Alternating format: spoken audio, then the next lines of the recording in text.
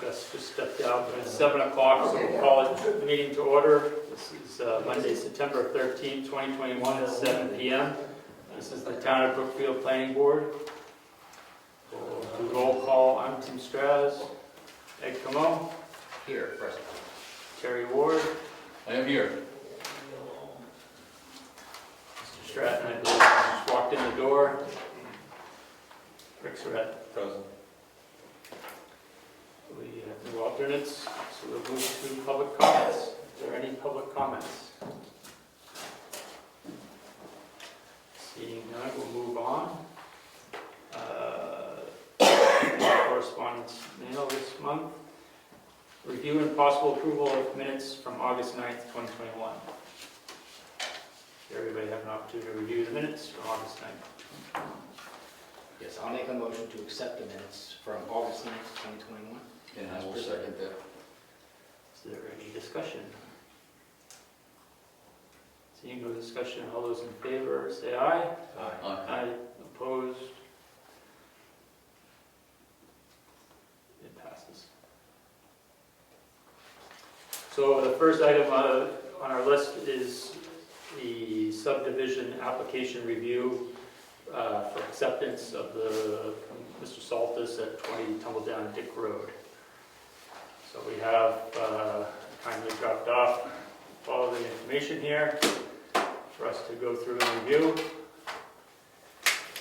And to accept the application as complete, we can then schedule a hearing. Suspense. So,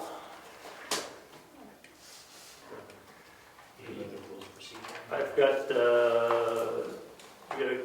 should have completion of pages 1 through 10, including the following: 10 copies of application and checklist form.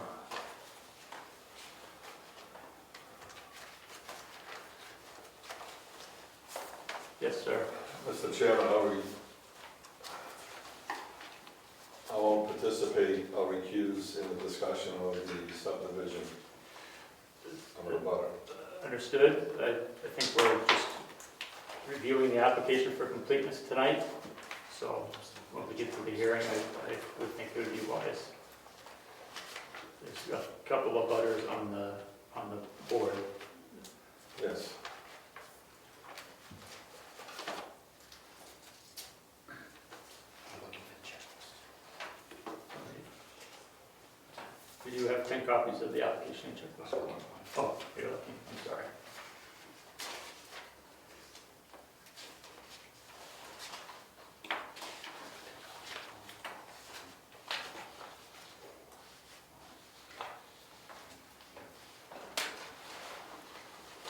That's checked. 4 plats prepared by a licensed New Hampshire surveyor, which we're going to have to review as part of our the checklist there. But you have 4 plots there. Yeah. With the stamp. 111 by 17. Is there an 11 by 17 in here somewhere? There should be. I'm pretty sure there is. Or if it got folded in with the others there. Let's see if I have it.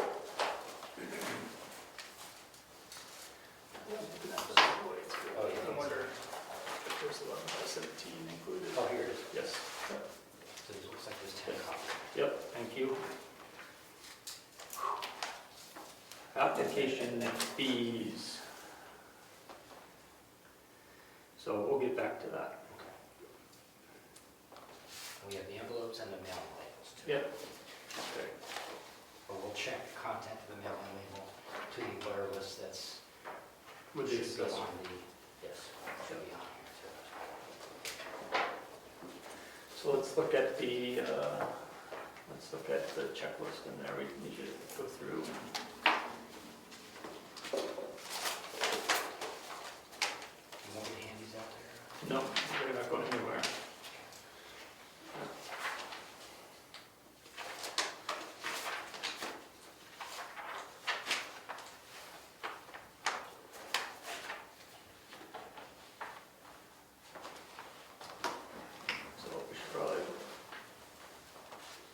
Yep.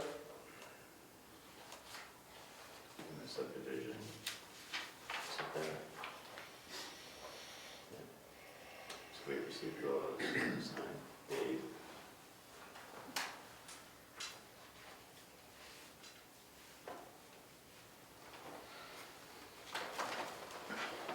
I'm gonna give one of these packets. Yeah, let me look. Just try to keep it in order. Oh, yeah, thank you. Yeah, that's fine. Yeah, I thought we'd breeze through this.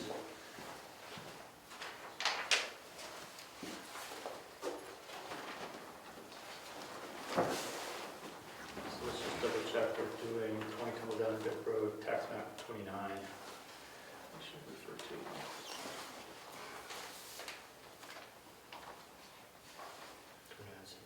27B.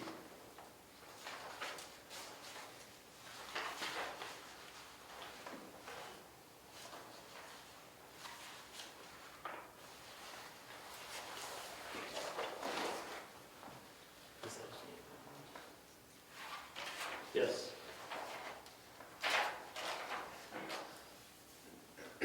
So in the application, section 7, overlay districts or regulations affecting subject property, you have unchecked scenic roadway. I have asked around to include the road agent, whether or not that's a scenic road, and have received no response. It is a scenic road. It's posted on our master plan addendum on the town website. Tumble Down Dick, portion of Lightbird and Moose Mountain are designated scenic roads. I did not see it on the website, though I did look. Okay. So will we check it out now, I suspect? We will. We'll have to comply. Yep. We'll have to have that noted. Is the road going to be built in there? I noticed the frontage is not. We're not going to discuss any of the. Oh, okay. This is just accepting the application. We can do it.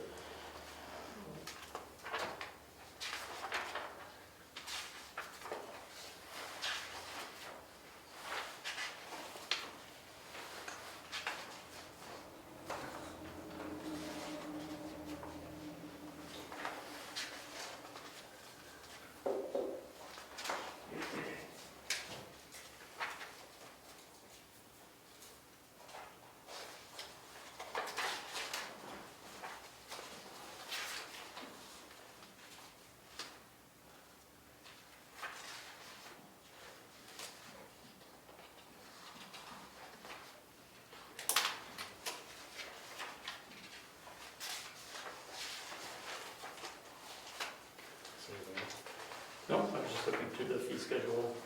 We have 9 letters of that. I'll have to look at the. If you look at that smaller map.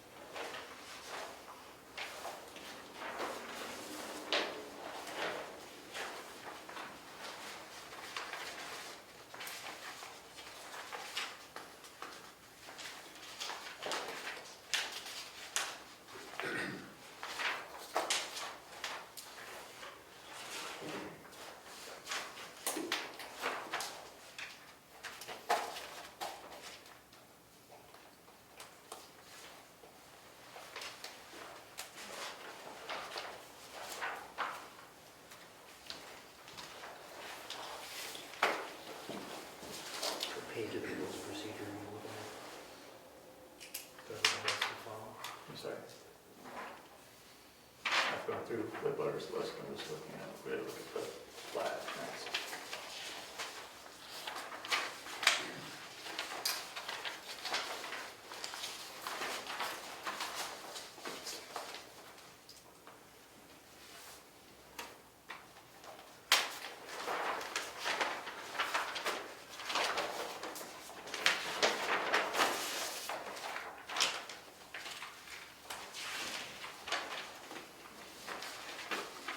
You look at the butters list?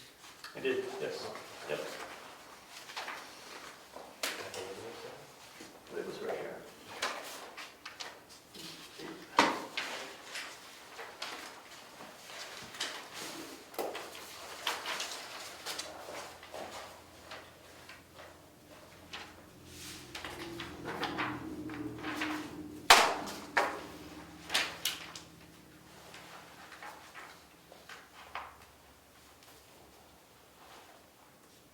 You did this one. Here, let me just fix that.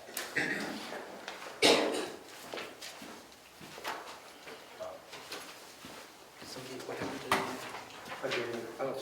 It's been too easy passing around. I have to Mr. Saltus. fix something on it. Do you spell your last name with an I-S at the end?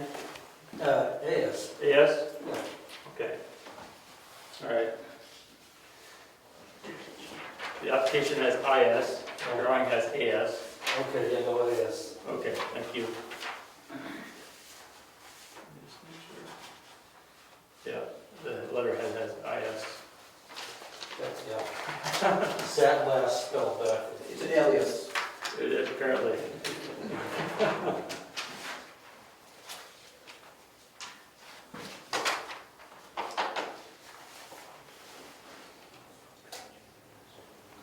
You just need that back.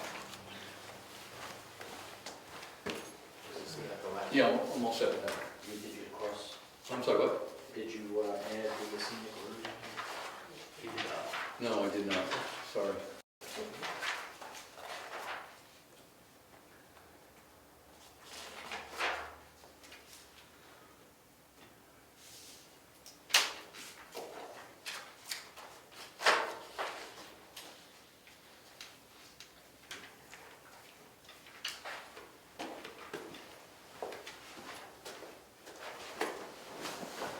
All right, so I'm just going through the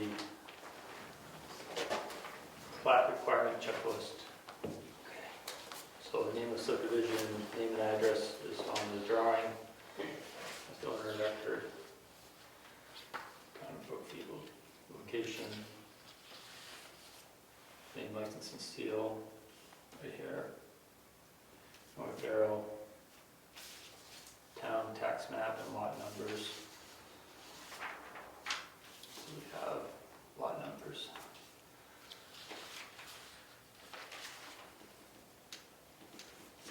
The 11 by 17 has shows the tax map. Right here? Yeah. Oh, 21 cube by 34, sure, get up there. Horizontal scale of no more than 100. Read that out now. What's that? Just read each All right. checklist then. Plats, sheet size, paper size is 22 by 34, or specified by Carroll County Registry of Deeds.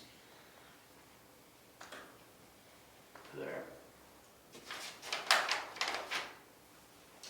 Plat shall be at a horizontal scale of no more than 100 feet to the inch.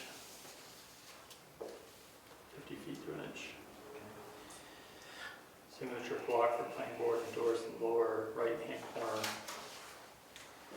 with 7 lines. It's center middle. It's good. Yep. Location plan showing general location, local tract of the town and zoning districts. Right here. So, no. So,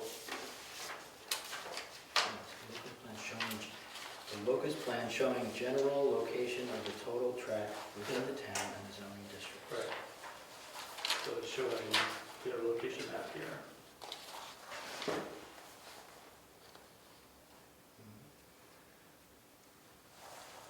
vicinity map, scale of town space map. That's submitted under a separate exhibit. Okay. Yep, Towards the end of your packet, yeah, an 11 by 17. 11 by 17 is the 100 scale vicinity map.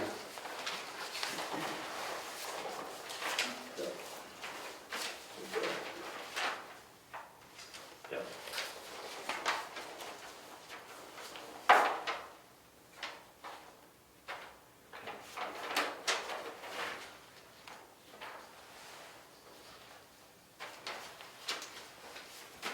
That works.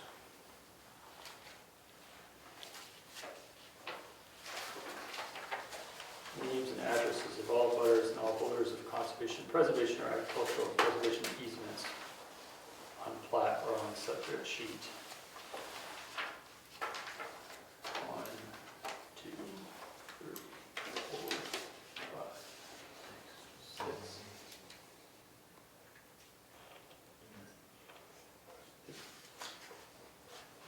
There, that 8, that 7.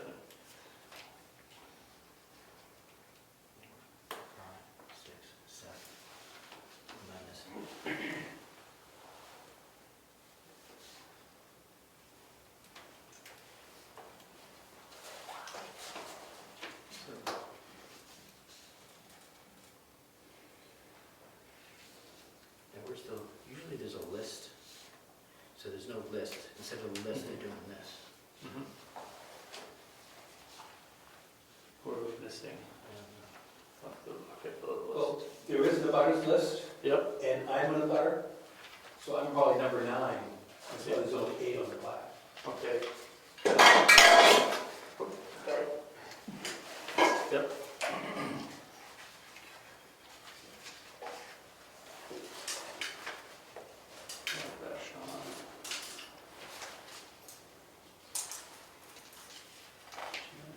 State.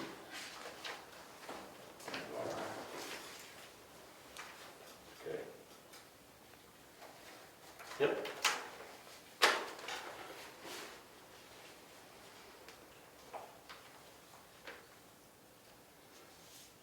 So really, there's only 7 abutters, right, in this scheme?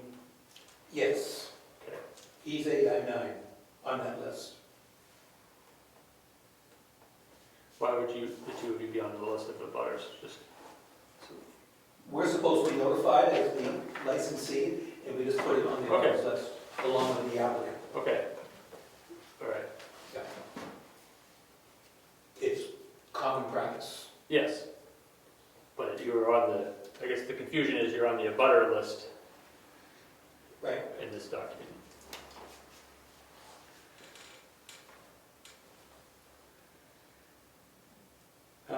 Boundary survey, including bearings, horizontal distances, location of permanent markers, curved boundary lines should show radius, delta, and length. Arc, radius, length.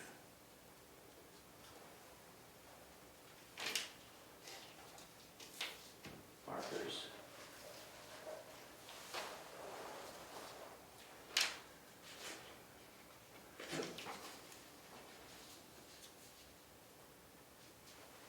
Okay.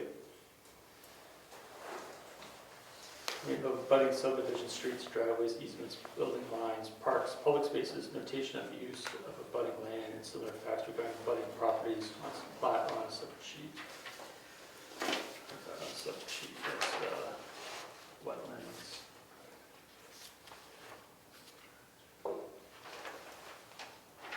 Okay, I'll hold down the road order.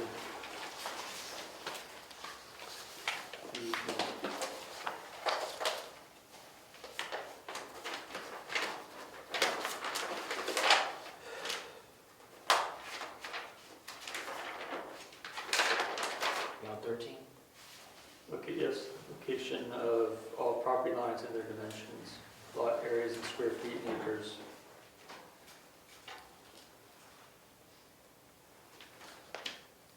Square feet. Location and amount of frontage on public right of way.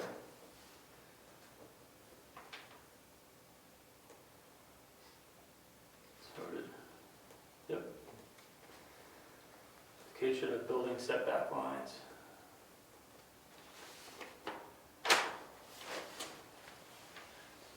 He has a 40-foot setback drawn in from the perimeter, 75 feet from wetland. Where are you looking? Let me see this line here.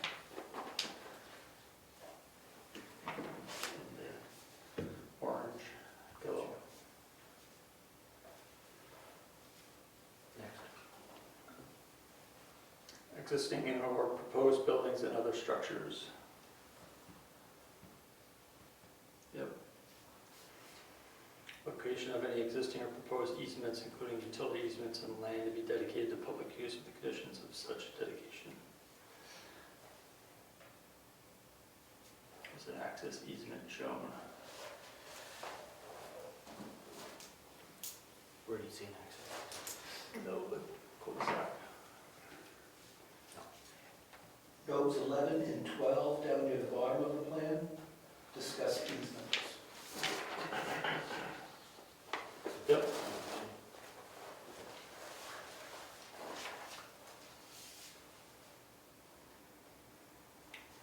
Existing and proposed water supplies and mains, culverts, drains, septic systems, or sewers, proposed connections, or alternative means of providing water and supply and sewage disposal. There's the existing septic.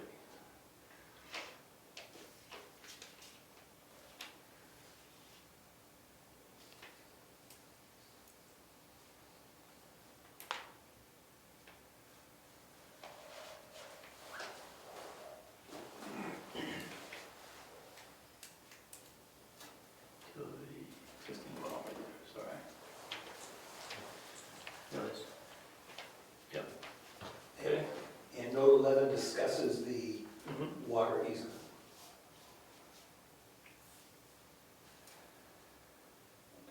Existing and proposed streets with names, classification, grades, travel surface, and right-of-way widths.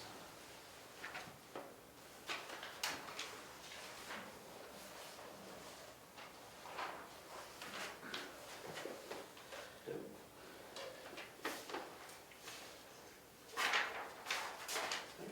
That was 19. Where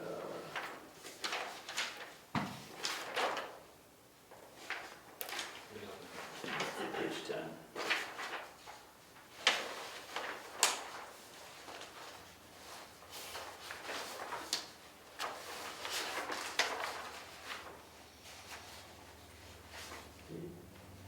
Page 10. There we go. Final road profile, centerline stationing grades and elevations, cross sections, all elevations. Not applicable, is that what you have written here? I have that, and it's requesting a waiver to road profiles and cross sections. The elevations are tied into the national system, not using coast and geodetic survey benchmarks, but using precision GPS. Does he have that waiver written in there somewhere? On the application. The waiver's on the waiver letter. Yeah, that'll be the last item. Yeah, it's right there. Okay. Location of width of existing and proposed driveways. We have a location, you have 50-foot gap, we don't have.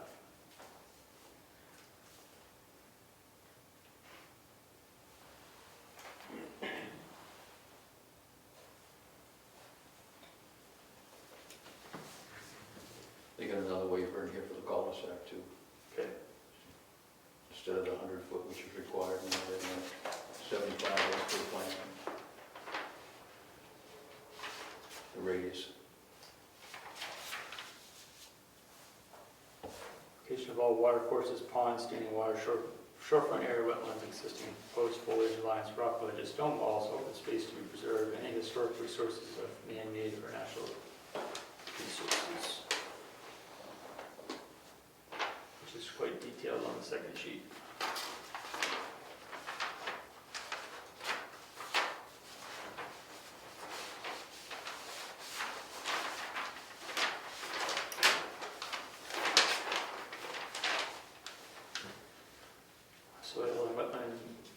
information, which we have there.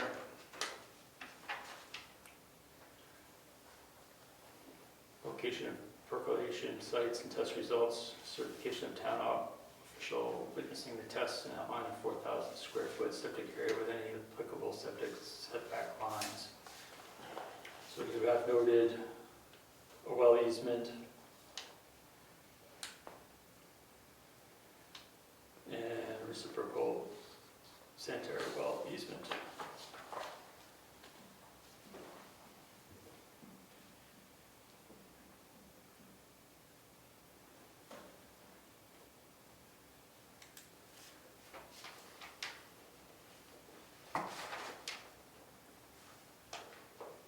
Easement for septic.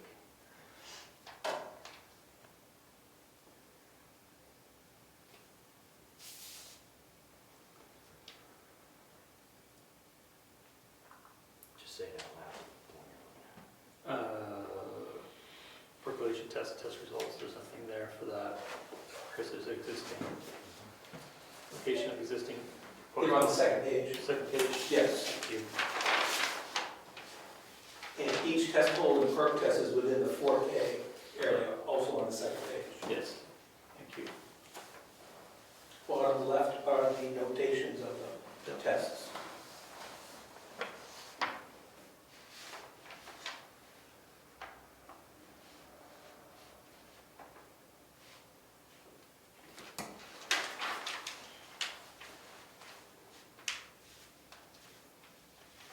Location of existing and proposed wells with 75-foot radius on its own lot. Which we have. Base flood elevations and flood hazard areas based on available FEMA maps.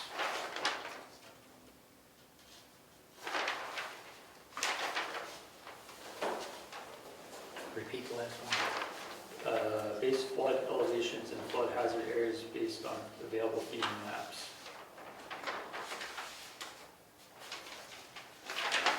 Brian, you want to help me with that one? Yep, I'm looking for that now. Okay, it's note 7. Okay. Subject land is not within the FEMA 100-year flood zone per map 33003C0765D dated 3/19/2013.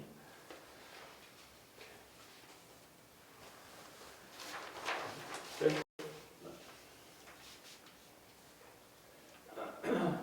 So the other information is crossed out. Plans for stormwater, grading and drainage plans, copy of state subdivision approval for septic system, septic design.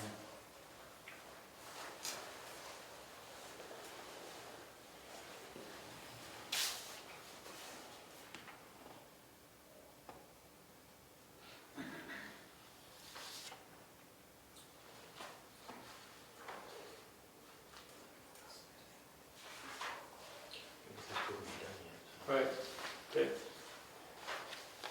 So we don't need to worry about PSNH rights, because it has power. We're not in a shoreline protection zone. Okay.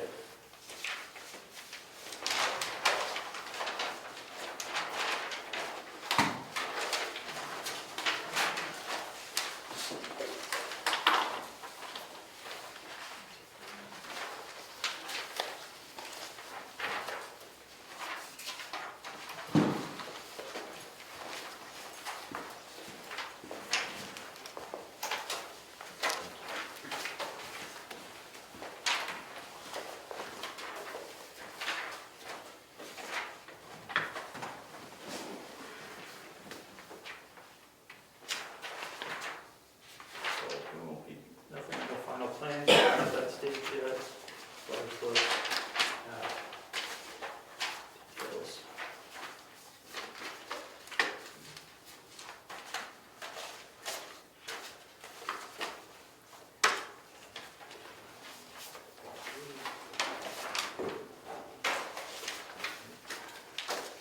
Across the missing piece. Thank you.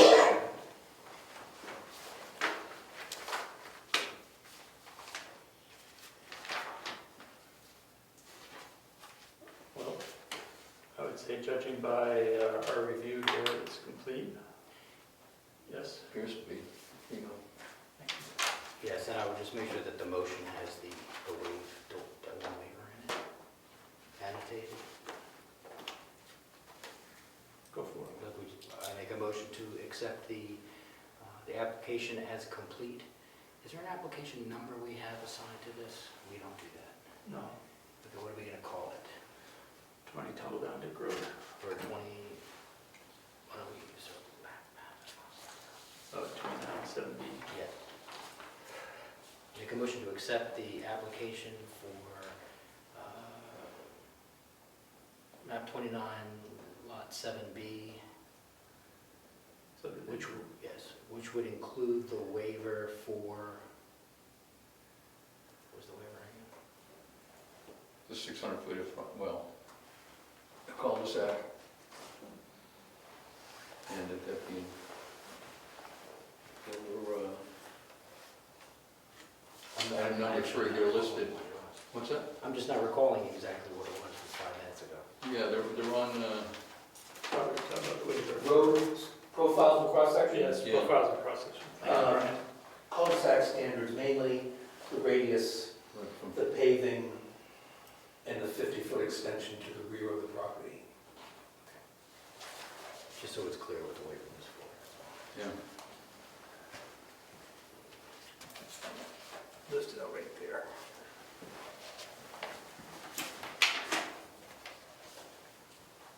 It'll be 50 feet instead of 75, whatever.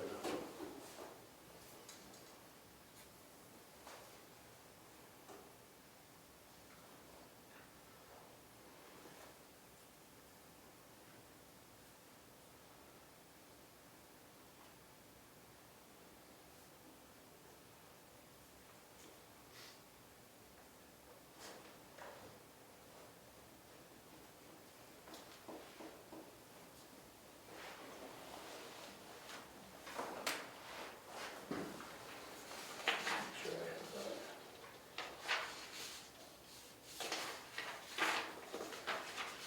Take a look at this. Yeah. Okay, let's see. Right here.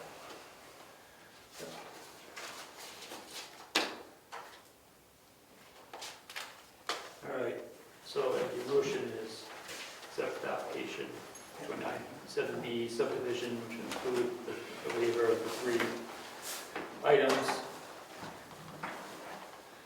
Anything else?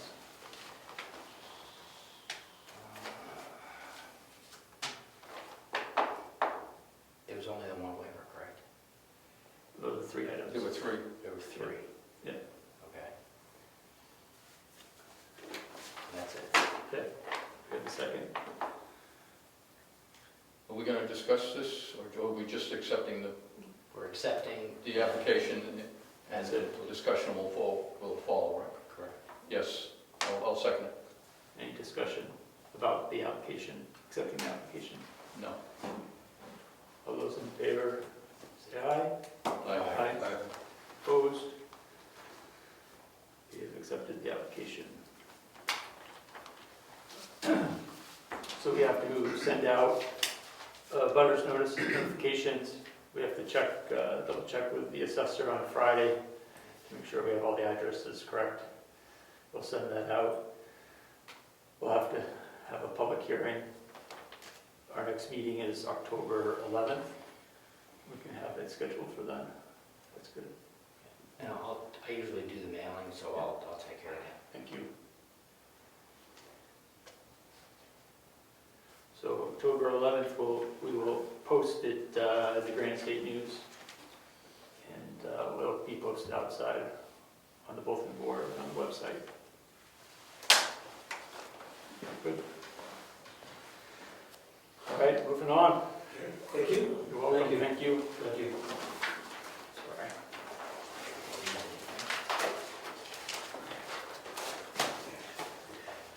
Yes, I'm sorry.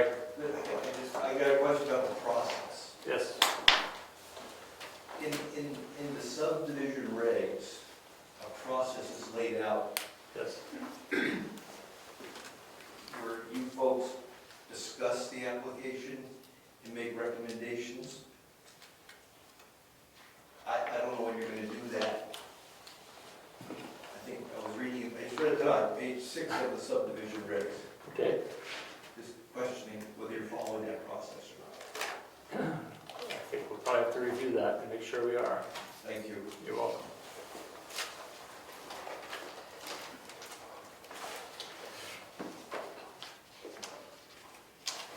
I think it's on page 6. 5 or 6, and I think.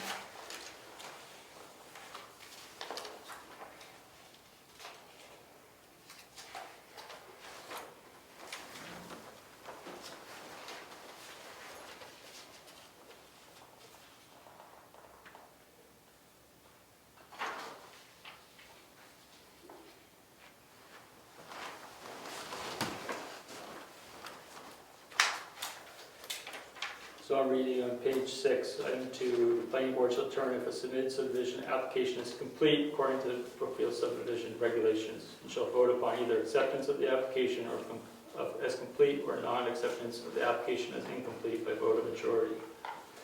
Subdivision application must be accepted as complete before further consideration can continue. At the next meeting for which notice can be posted, or within 30 days from the date of delivery and receipt of the subdivision application, the board will determine whether the application is complete. The board, upon determination that a submitted application is incomplete, according to the board's regulations, shall notify the applicant in writing. Acceptance of an application as complete shall only occur at a meeting of the planning board after due notification has been given. For Article 5, Section 1. The board, upon determination and acceptance of a subdivision application as complete, consistent with Brookfield subdivision regulations, shall begin formal consideration of the application to approve, conditionally approve, or disapprove the application within 65 days of acceptance, subject to extension or waiver as provided.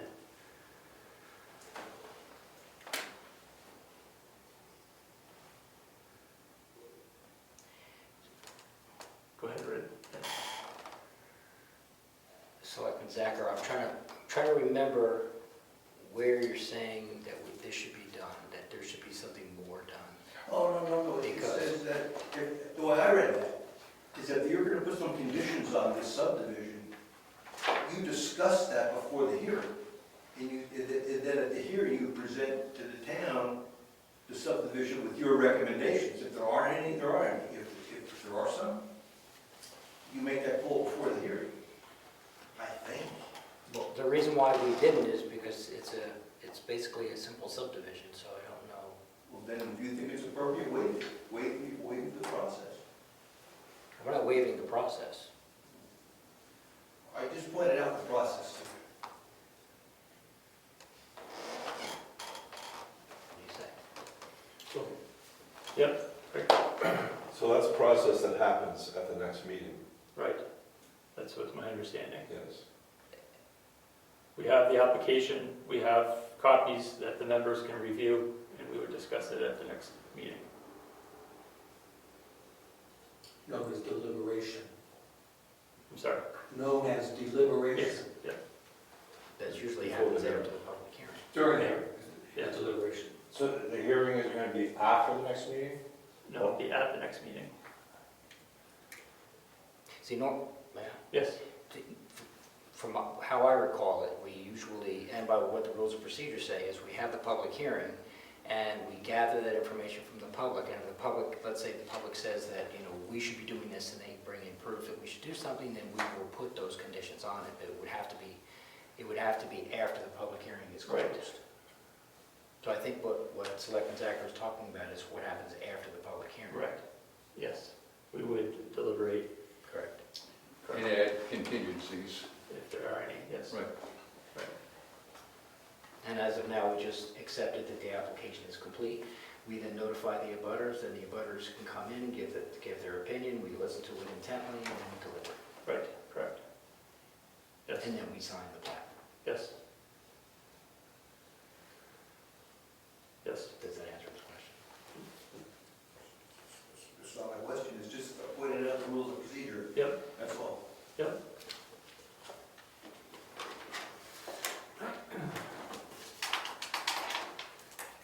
Okay, I think we're all set now. Old business, personal wireless service facility, I was in touch with Laura about the rewrite that we requested, and she has not completed that yet. She asked for it in a Word document form, so I will convert it for her and send it over. So that's where we're at. We don't have anything right now. She's out this week. Is she? Yeah. Okay.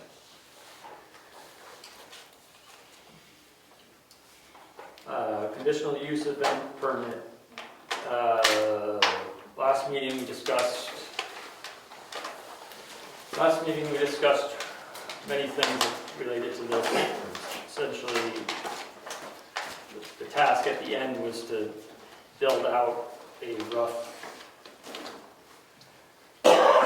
event draft to work from, and then as I was doing my research, I stumbled upon the Selectmen's website page where they had a temporary event permit application already existing there.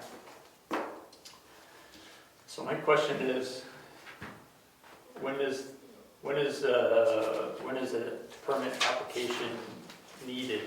Excuse me. Bless you. Thank you. And what triggers? Because a lot of the information contained in this are things we've talked about. Insurance, sign off from police department, fire department, code enforcement. But we have an event application right now. I'm not sure when it was, there's no date on it to know when it was enacted. So the question is, we've got a conditional use permit process for Rec 1, and then we have this, which I don't know what would occur in town or how people would know that they would need this in order to be able to fill it out. Mr. Surratt. The permit on the application on the Selectmen's website was there well before the rec zone. And it was probably overlooked when they put in conditions for the rec zone. But the original one that's on the Selectmen's website was there for events in town, should there have been any in the past before rec zone was under any discussion. So it's a good point that we already have something there. So I wasn't going to start writing something new when we had something existing that we could work from, and then perhaps we need to figure out how that, as we discussed, meshes in with the conditional use situation we have now. I never saw this. So, Mr. Chairman, was this used as for a regular residency, or was this specifically for Rec 1? You're saying it couldn't? I don't know.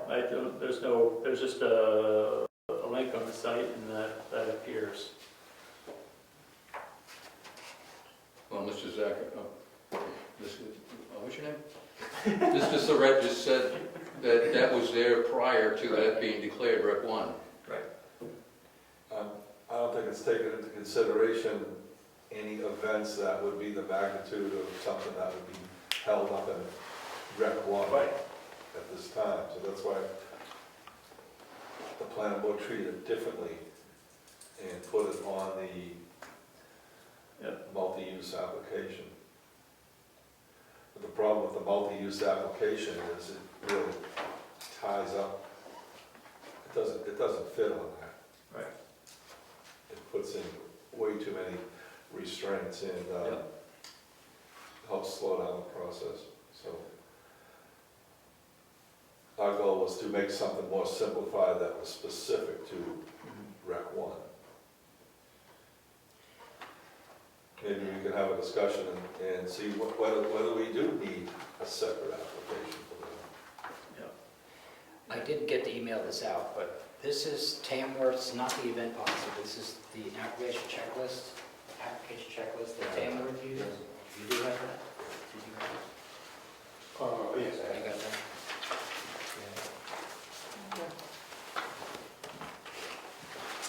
You think we could just add like another page to this document? It's already there. You know, for traffic control and parking off-road, and they seem to be missing in this, right? Right.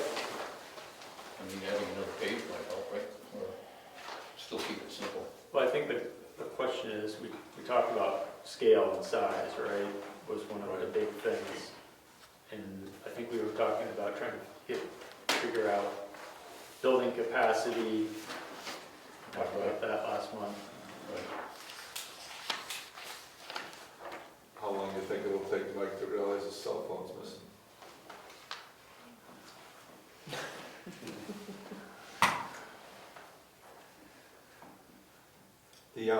Mary? Yes. The rec zone is a different zone than recreation, than Yeah. agriculture Yeah. residents. So it would make sense to have two, but we could park them in the same spot and remove them from the planning board and put it with the selectmen. Mhm. And the rec one application probably should be a little more comprehensive because the size of the space would allow for things that normally wouldn't happen at a residence or a farm in the town. So I think we talked about last month about, I think Ed, you were talking about potentially checking into the fire and whether or not there was, because we talked about building occupancy, right? Yes, I'm still working on that. All right. But I would encourage everybody to look at Tamworth's application checklist. We may reconsider having multiple types of applications for different populations or attendees to whatever event, because this really does spell out the items we would need to know before we would make either an acceptable or not accepted application. Right. It mentions portable toilets. It asks for a location map of those toilets. It mentions notifying the emergency management. It mentions right of way. Yeah. It's got a sign off for the agencies. Yep. Yep. Do you like this Tamworth application? You've read it? Well, Town of Tamworth doesn't have ordinances, and it seems to work pretty good because people voluntarily do it. I read it through tonight, it looks pretty good. The only thing that would differentiate Rec 1 from, well, I can't say what Tamworth has for space and what they've had events in the past, but it's a big area. It's difficult to access, and we should be able to collect some data to put size limitations on it. Yes. See, that's what, this might be a little easier to do this if we had this type of checklist. And then if on the checklist it states they're gonna have so many people, then we should come up with what we need to understand about what has to be needed for that amount of people that are gonna show up. Right. Well, item number one on the first page, not the checklist, says a detailed description of the event and anticipated crowd size. So you can put a note in there, if above 150 people, then blah, blah, blah has to happen, or, But our homework, sorry, Go. our homework would be, is we have to understand what the parameters have to be in order to have, the proper facilities for those amounts of people. We don't know that yet. That if we had to fill this out, then we could simply right. go by that. Yeah, we can come up with some contingencies, which we could keep flexible, couldn't we? Until the need arises. Well, I mean, if they have, I'm just saying, we don't need to add them until Right. we deem it necessary. Right. I mean, that kind of lets us off the hook a little bit for having something too. Detailed. Yeah, I hear you. See, on number 4, it says a certificate of insurance, so we would be at, these are all items that we need to be asking for. Open fires, I think there's also alcohol in here too. Yeah. Rick? And that way this would go to police, Yeah. and then they could be aware of what's going on there. It's an excellent checklist and application. But we're faced with one variable that is, two approaches that I could think of, is the size of an event out there. So we could get an expert to review the site and give us a determination of what size, people-wise, event would be suitable for that venue. Or we can let them come in here and give us a stated size of an event, and see if it works or not, and go backwards from there. If it runs great, maybe we would consider increasing the size. If it fails miserably, we'd have to decrease it. What was the proposed number of the last event? They were 3,000. 3,000. What is it, they say 3 and 6 show up? Oh, Well, yeah. you know, Is that inside or outside? Outside. Outside 3,000? outside, Yeah. the inside events, they have a lodge up there, and that has a capacity number on it. I don't know what it is. Which we're trying to determine. So, And obviously with like COVID, right. how long is Well- COVID? Is COVID here forever? All those things. Well, like, is Woodstock gonna be able to happen up there? Right, You know? hopefully. A lot of residents who objected last time were concerned about the road Yes, absolutely. with that night. So the road itself might be the first limitation. Yes, Mm.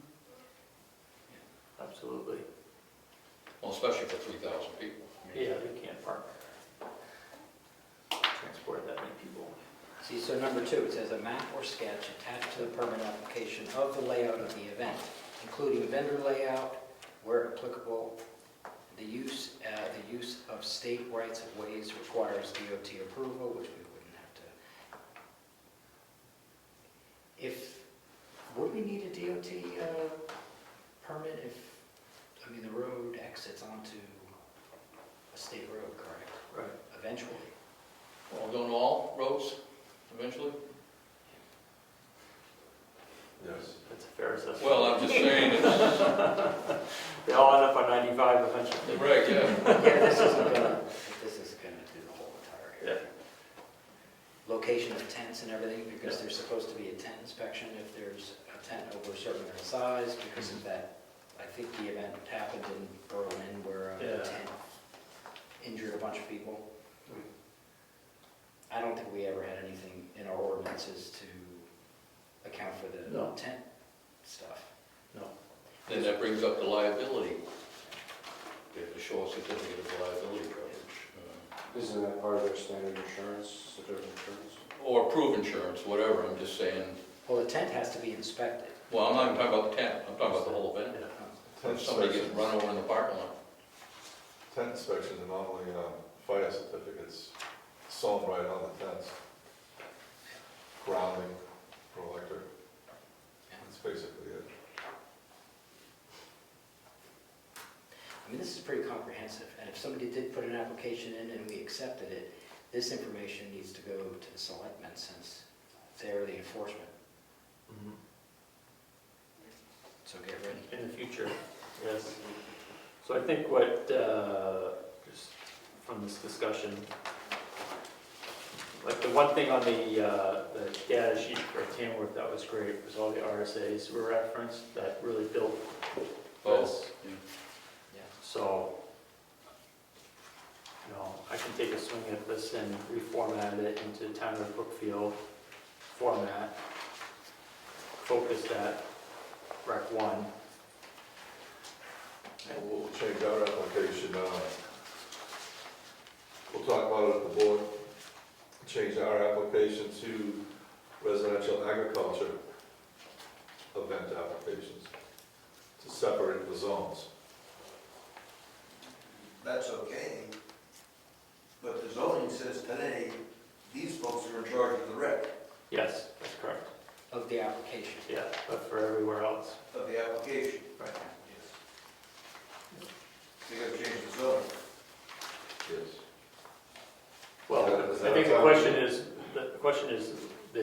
town event, this one, this is run by the selectmen, though, right?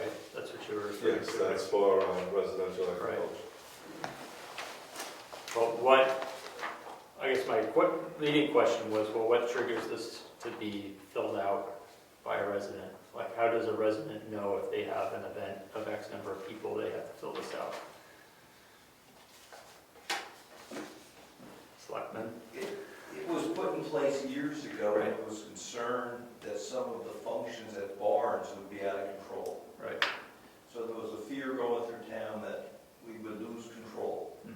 Subsequent to that fear or whatever, to that issue, there's been no discussion, and everything's under control. Right. So effectively, That's from the concerts. yes, So has one ever been submitted?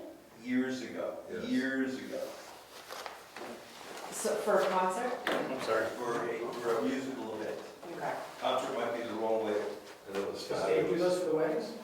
I don't know. It was. Pardon me? I didn't hear you, sorry. Does Does Dave, Dave do those for the weddings? One more time, ready to that ear. Does Dave do those for the weddings? No, he does not. No, he does not. No one does. We have not used that in, Nobody knows that you need to do it. So what's the, Yeah, Mr. Chairman, yes, was this created via a warrant article? Or is this just something internally that you created? But nobody knows. I have no What I'm idea. saying is you might want to find that out, and if this hasn't been, It was before me. but if this wasn't, maybe you should just get rid of this, because you should be using this. We found a few other things that were not signed or dated, and We have to ask the town clerk. She's the keeper of all those official documents. Because this is going to confuse people. well, that's under the board of selectmen, we'll take care of it.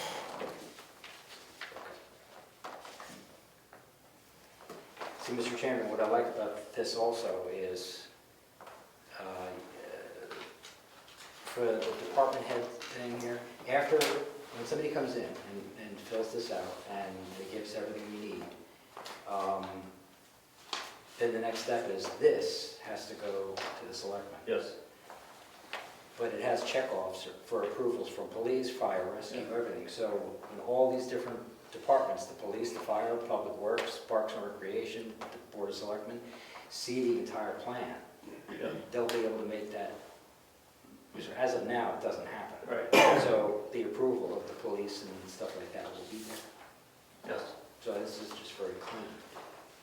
So I think we're all in agreement that it's pretty much a great foundation for us to start from. So I will take it for next month and I will rewrite it for the town and I'll add a little verbiage about how, because we need to start drafting a warrant article if we're going to do anything around this year.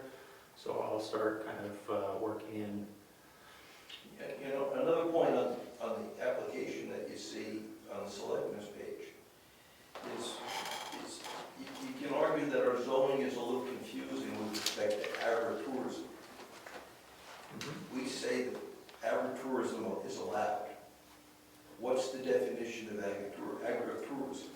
A whole host of things That's all. that It's a can't big be, section in there. that can't be regulated Right. by the selectmen. So that application is good for functions that are not associated with working farms. Right. Otherwise, you can see it in our zoning, the state R6 kick in. Which covers agritourism. Yes. And our zoning says whatever the state says is good with Brookfield, and if they change it, we're still good with it. Because we take the RSA as currently written. So that's part of the reason why that application or that special event permit isn't actively used. It's got to be a non-working farm event.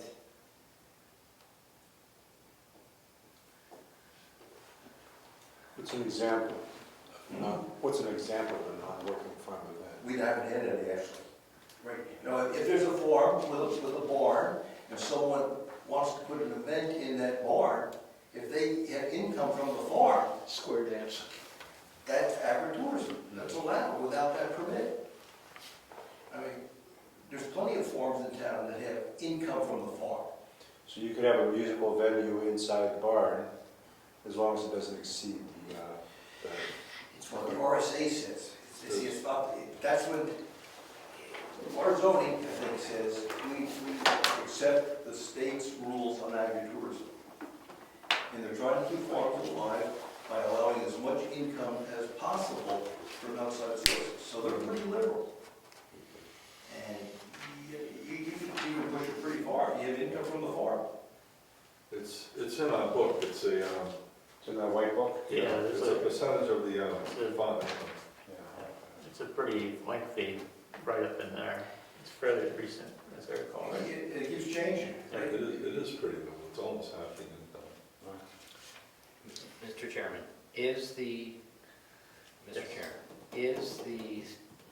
are the selectmen stating that we should come up with a separate document to I control? think they're just having a dialogue. Okay, thank you.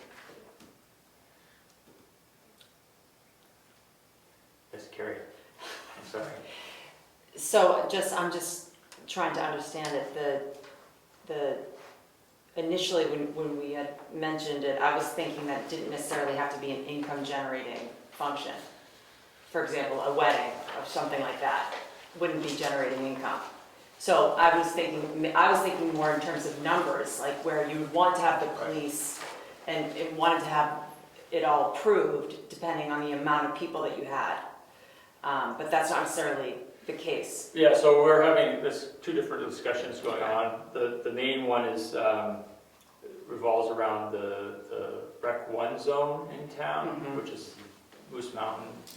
And in the past, the owners have come to us looking for conditional use permits to run events there. And they've cited that it's a difficult process. And so we've been investigating how to retool it, so it's more fair process. But it's also kind of deviated a little bit into, well, how does it affect, say, town properties if there are events there? But the intention is not to do anything with the residential agriculture zone, which is the rest of the town. That would exist as it is. So currently, yeah, there's a bit of the discussion about agritourism would apply to all the RA1. And just for the record, it's RSA 674:32B, if anybody wants to read it. It's long, it's Yeah, pretty- before I go to bed tonight. Yeah, I'm just telling you that this is what Yeah. would control the agritourism. yeah, What's that citation again? 674. 674:32B. Yeah. And it's on page Now, is 426. it possible, oh, I'm sorry. So are you proposing that this applies to Rec 1, and somebody like Dave who's got a working farm, he goes by the state, he doesn't need to do that form? We're only talking about Rec 1. Well, the application we're working on is about Rec Rec 1. Rec 1, that's it. That's it. That's our focus. So for the time being, can we keep the one the town already has to work the ag, if those come up, somebody wants a It's private not- party and it's- keep this one for Rec 1? It's up to the selectmen, it's there, it's in their Their show, wheelhouse. What's that? It's not your show. It's not our show, yeah, it's up to the selectmen. One. Yep. All right, so we deviated a little bit. We wrap it up by saying as I mentioned, I'll rejigger this application for the town of Brookfield, start writing the warrant article. Maybe we'll figure out next time how we're going to alter our conditional use zoning to mesh this in. Master plan, I have nothing to report there, which brings us to member comments. We gotta go back, I'm sorry. But we will back. Application review was excellent, by the way. That's your member comment? Yeah, I felt comfortable that everything was right, watching you guys work that and get into all the details. I'm glad you felt that way. You look like you know what you were doing. It's just barely.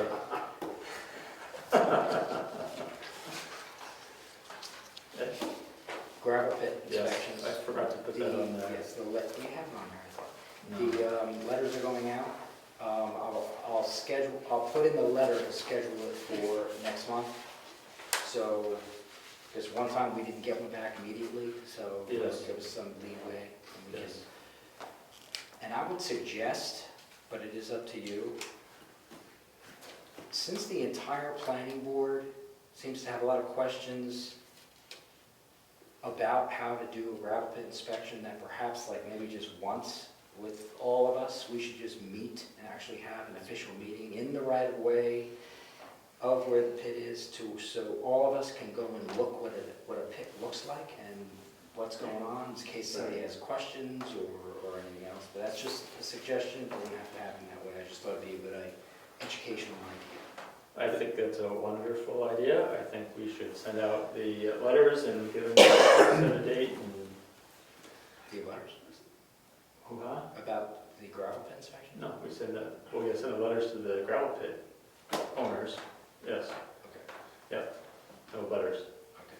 That's These done, commercial, I'm sorry. that's done, right? Letters went out? They're going out.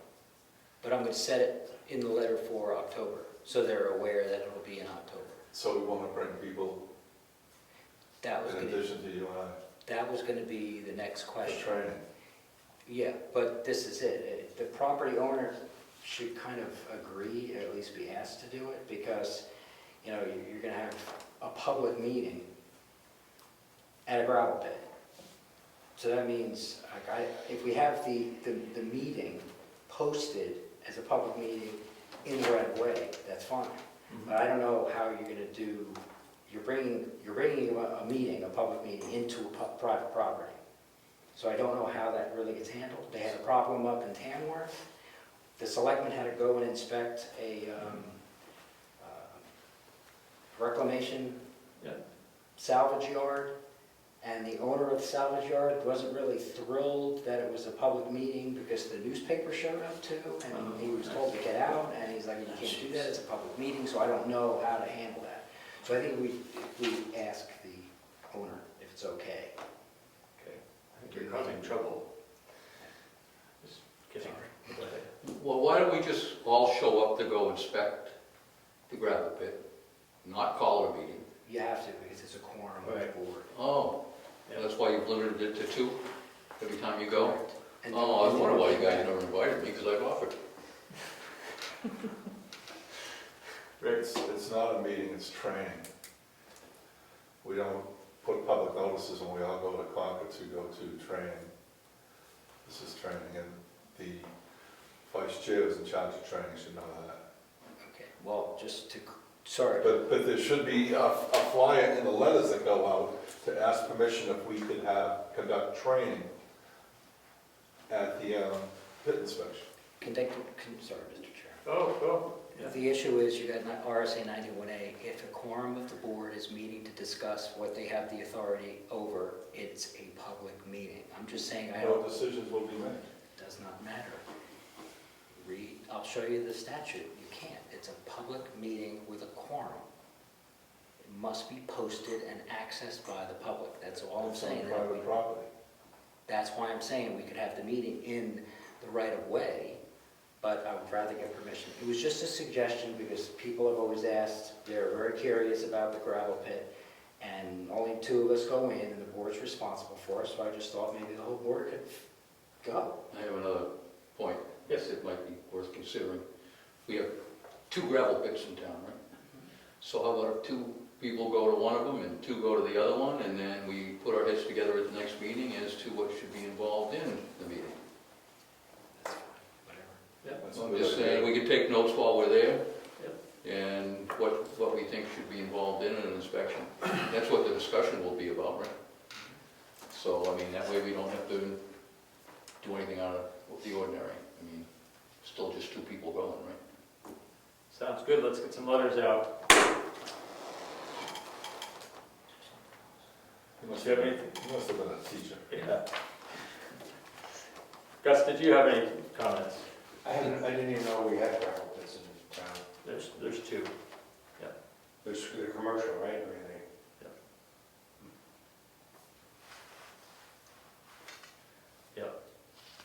across from Myers Masonry on the other side of the street, is that one over there? No, It's Brookfield. yeah, that's what we feel, that's the business park. There's one on Governor's Road, before Tucker Road on your left, if you're heading south. And there's one on Moose Mountain Road. Tucker Road's unmarked, it looks like a driveway. Did you have anything else? No, I already got you. When are the dates of these inspections? You said in October? We haven't sent out the letters On yet. the letter, I'm going to state that it will be in the month of October. Okay, so we just have to pick a date to do the inspections. Correct. So tentatively, I guess our November meeting, we'll discuss what we decided in the October inspection. Yes. I have nothing to add. The next meeting is scheduled for October 11th. We'll have a public hearing regarding the 20 Tildown Dick Road subdivision application. It is 8:13, the meeting is adjourned.